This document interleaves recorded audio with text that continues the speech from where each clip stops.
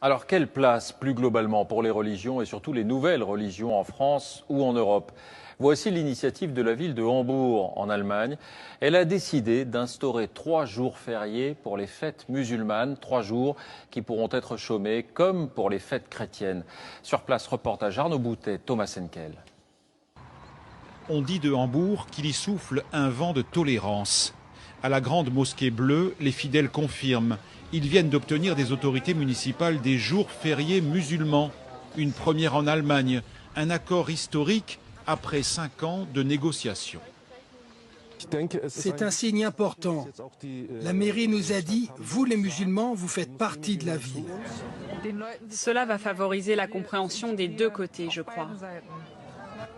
Les 130 000 musulmans de la cité portuaire pourront s'absenter 3 jours par an afin de célébrer une fête islamique.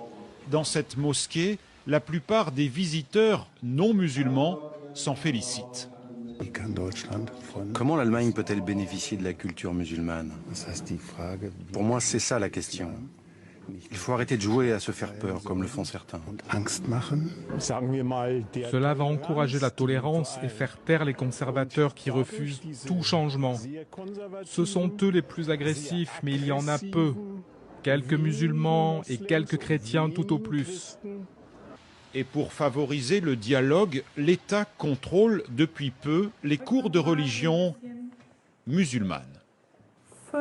Quels sont les 5 piliers de l'islam?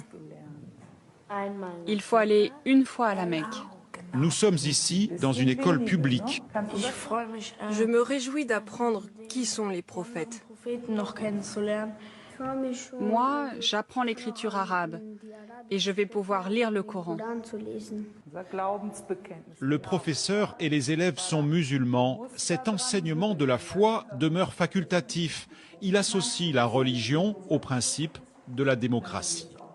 Une quarantaine d'établissements tentent l'expérience à l'ouest du pays et d'autres devraient suivre. Et avec la reconnaissance des jours fériés, c'est là un nouveau pari sur l'intégration.